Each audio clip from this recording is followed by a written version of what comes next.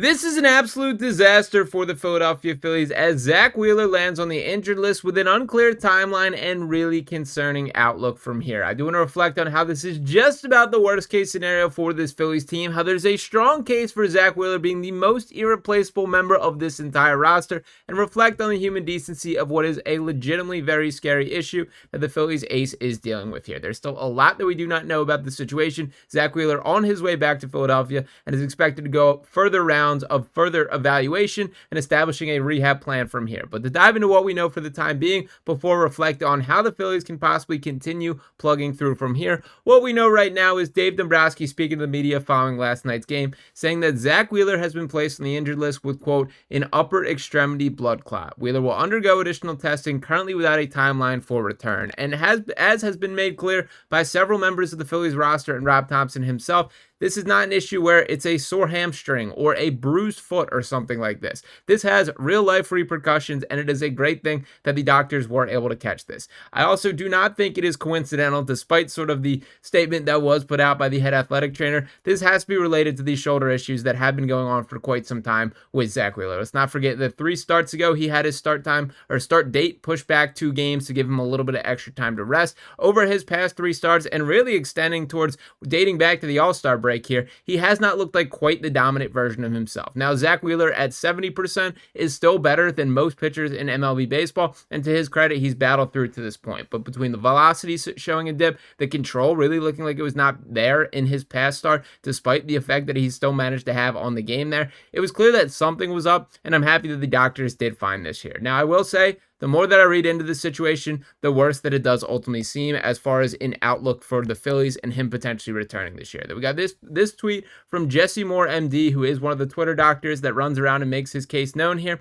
And he quote tweeted the initial Jeff Passan tweet saying, "That's most likely a season ending for Zack Wheeler due to the blood clot in his right shoulder. A big blow for the Phillies. Usually these require a minimum of being placed on 3 months of blood thinners. You're not allowed to play on blood thinners." Now, obviously, the Phillies will have a clear handle on this sometime in the short term, but I do think placing on the 15-day injury list is nothing more than just wishful thinking at this stage of the game. In an ideal world, maybe this cleans itself up quickly. The doctor's able to get into and maybe in there and the issue is not that severe, but I do think that is looking through a really optimistic lens. For the time being, we will sit back, wait until we get more information from the Phillies organization here, but not great whatsoever with Zack Wheeler. And to reflect on what he's brought to this team this year, a guy who's been a legitimate Cy Young candidate, that across the 24 games he's pitched, a .667 winning percentage, thrown 149.2 innings, allowed just 19 home runs and 107 hits, has struck out 195 across those innings pitched there. That comes out to 6.4 hits per 9 innings, a 2.71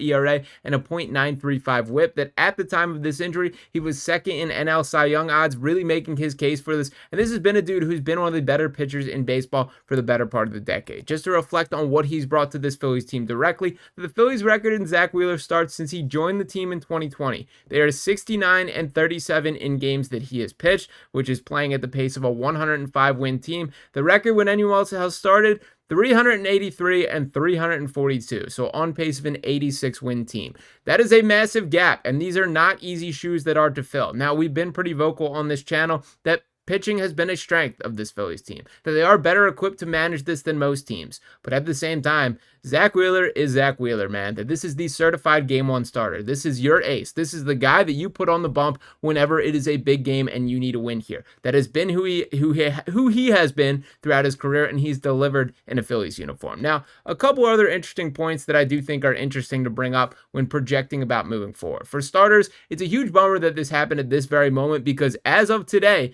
Aaron Nola has returned to the team, and the Phillies were planning on introducing a 6-man rotation to just spread out a little bit of the wear and tear on these arms. Obviously, that plan did not come fully together, and unfortunately, rather than becoming the 6-man rotation, that we just got a 1-for-1 comparison for Aaron Nola replacing Zack Wheeler. Now, on one hand here, Aaron Nola has quite the opportunity, that he has a chance to settle in and have sort of this legacy-defining run that he has yet to fully have in a Phillies uniform, that he's been a very good pitcher for a long time, a guy who sometimes is not given the credit that he deserves for the amount of production that he has produced, but at the same time, did not exactly answer the call in Game 1. That in his debut, after about 3 months away from this Phillies team, Went just 2.1 innings, allowed 7 hits, 6 earned runs, 1 walk, and 4 strikeouts on 53 pitches, 35 of which were strikes. Now, I will say here, I don't think Aaron Nola looked as bad as the raw numbers make it seem there. He didn't really get hit that hard. It was balls that found a lot of the right spots, and that's baseball sometimes, that you hit them where they ain't, and it's going to turn out pretty well for you. He did not let up a home run. It did not look like they were teeing off on him. He looked pretty effective through the first 2 innings there, and then just fell apart. It is game 1 back of quite a long time off. I know that he did have several impressive looking starts down to the minor leagues, but we know the majors are a different beast, and it did not look like Nola was quite up to speed in that 3rd inning and paid the price as a result of it.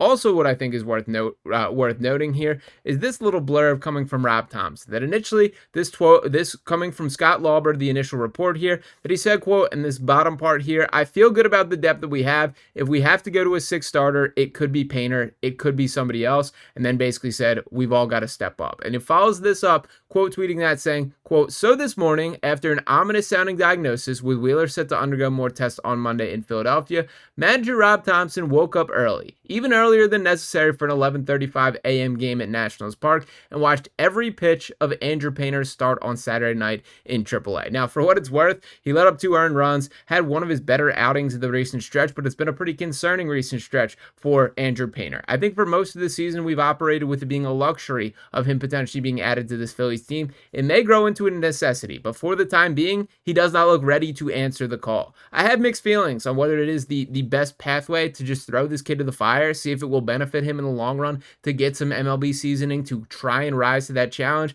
or would you be crushing the dude's confidence? I will say from everything that I've read and heard from Andrew Painter directly, does seem to have the right head on his shoulder, that he does seem mature in his approach, does not seem rattled by situations like that, and I don't think it would be the end of the world if you give him a couple trial starts and he does get smacked around a little bit. There is a little bit of a lead to play with in the NL East, although the Phillies did not do a great job of setting themselves up for the best success with this national series. This was sort of looked at as, your get right spot here, and they didn't exactly answer that call. 6-4 on the road trip here, and the numbers should have been much better than that. But nonetheless, that is a problem for the past. We will keep looking at the solution here. Now, to take a peek at the depth chart overall, I do think it is interesting to note. So obviously, Zack Wheeler, who we've talked plenty about in this, I think the brutal reality that I'm currently accepting, I'm going to hold out some faint hope in case we get some crazy news tomorrow, but it does seem like this is probably the end of Zack Wheeler's season. And again, I do think it is important to keep in mind the human being side of things for a dude who's been doing this for quite some time, has a whole family, just had another kid, and all this side of things.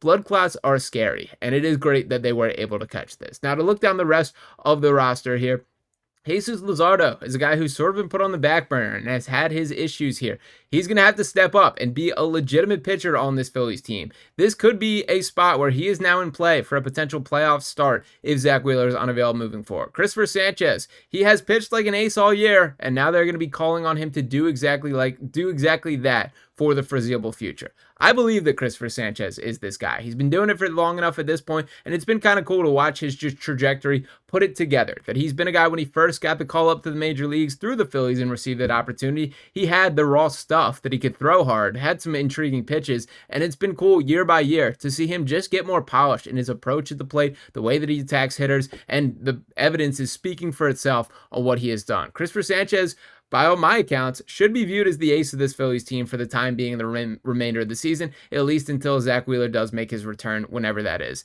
Then comes Ranger Suarez, who, again, this is another situation where I think was sometimes viewed as a luxury. This is now a necessity, that he's going to have to be a high-leverage starter for this Phillies team, one of the top end of the rotation, and I am confident that Ranger will fill those shoes. The velocity has been down a little bit. There are some concerning metrics if you really want to get there, but I do think Ranger Suarez is as gutsy as a pitcher does come at the major league level, and will be ready to rise to this challenge. Then Aaron Nola, who we spoke a little bit about already there.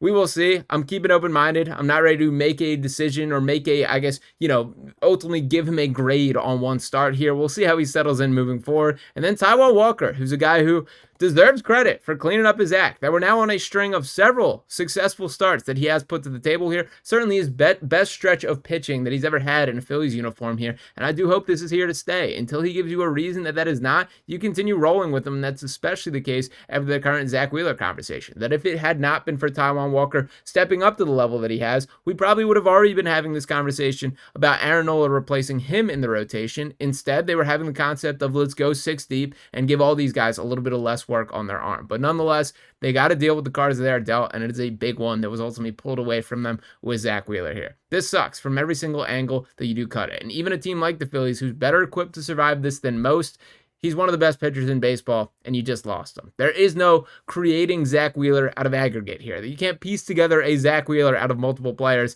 in the way that you can kind of talk yourself into in other situations. This just sucks, and that is the ultimate reality of it. Let's keep sending prayers, keep sending good vibes, and do hope there is good news within the walls of the Phillies organization as he undergoes further testing. But this is a pretty nightmare spot for this Phillies team, and one that really could derail their postseason chances. For the time being, let's take some deep breaths, let's send some good vibes, and hope, but it is not all well in the world of Zack Wheeler and the Phillies directly there. But let me know what you guys think in the comments. What is your solution to this, if there is any? Do you have any hope that Zack Wheeler could come back for the postseason or anything? Drop those thoughts or whatever's on your mind below. This was a pretty crushing break that this team did just hit, but nonetheless, we keep rolling right here on Phillies Digest and want as many of you as possible along for the ride as always. So make sure you smash that subscribe button if you have not just yet. Drop a like on this video, and we'll be back to talk with you next time. Peace.